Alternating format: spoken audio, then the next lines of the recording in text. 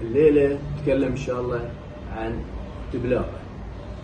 تبلاغة مسمى بحري قديم بمقدمة خيوط الصيد التقليدية.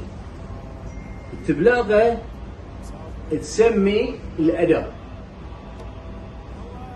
التبلاغة التماس الأول، التبلاغة أقرب من الخيط.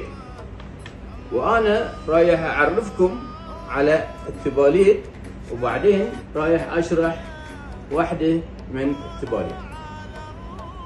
هذه تبلاغة حداق شعري، حداق شعري، وأي سمك في مستوى الشعري طبعا يمشي. وهذه 3 ميادير صغار،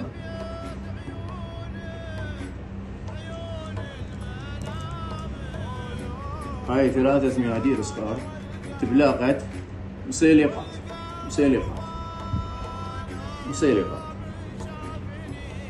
وهذه قفاية حقوق،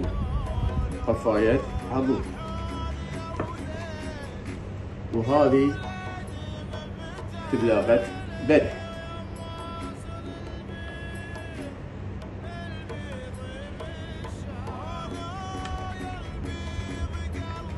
وهذه تبلاغة تسميت هامور، تسميت صبيطي. الاثنين يمشي. الحين رايح اشرح لكم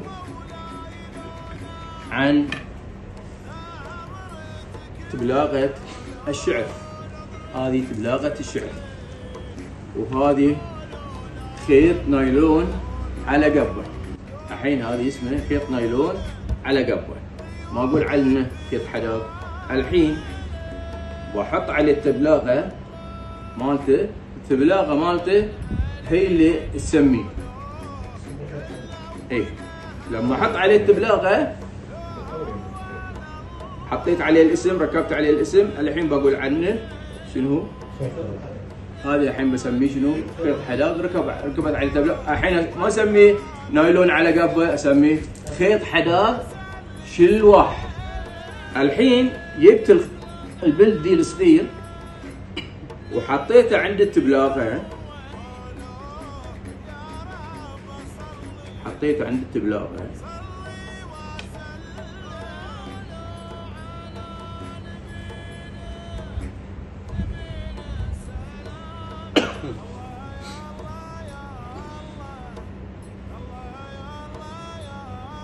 صار اسمه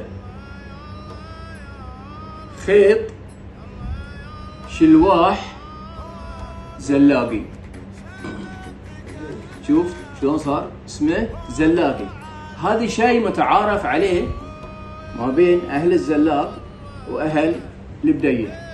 اهل الزلاق يحطون البلد عند التبلاغة، ليش يحطون البلد عند التبلاغة؟ لان بحرهم ريعة. الريعة معناته شنو هي؟ ان بحرهم ما في تيار، يعني في سقي وثبر، ارتفاع وانخفاض، ولكن بدون تيار مثل البدية. شلت انا الزلاقي وهالبدية حداقهم ركة. يعني مثلا ركتهم على حسب المرمى،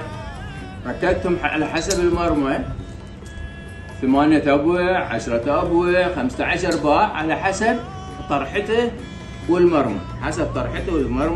يعني انا الحين بس بسوي لكم بس شوي لون قليل، وبعتبر ان انا سويت لكم 8 أبوع.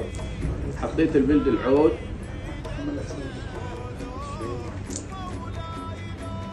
فصار هذه الحين ركة. هذه يسمونها ركة البلد، ومني يسمونها تافرة البلد. لو قلت تفرت يختلف المعنى، لازم نقول تافرة البلد. هذه الحين ركة بديعي، لأن البديع بحر مالهم قزير وتيار، في تيار، فلازم نستعمل احنا ركة، لازم نستعمل عكس الزلاق. فلما تجي انت تحدق في هذاك تحط البلد عند الميادير، يقول لك شنو حداقك؟ قال زلاقي. عرفوا ان الماي عندك يا مال البديع طايحه، يعني انك انت حطيت بلد صغير عند التبلاغه. لما تقول له لا ركه، معناته انك انت استعملت البلد العود وسويت قدامه اللي هو اللي قلنا عنها اللي هي تبع الشيطان، الركه القداميه اللي ركت البلد، وهذه تفرت البلد. نيكم الحين عند هذه انا سنه 83 كنت احدق في السعوديه ويا اهل الدمام اخواني، نعم. فحصلت فكره عندهم من كثر ما يصيدون سمك وغيره، هاي يسمونها المحواس. اي شعري، عرفتوا؟ الشعري دائما يوديه الدكان، يعني يبلع، بس تدخل هذه فيه وتشد الخيط وتفره اللون وتقطه في الصيرام او في المرحله ويطق بروحه، تلقى المدار شابك هني هامور بالع هاللون على تحت وتوصل المياه. هذا اللي حبيت انا اوضح لكم الليله، عسى ان شاء الله تكونوا استفدتوا، وشكرا على استماعكم. مشكور. ما شاء الله.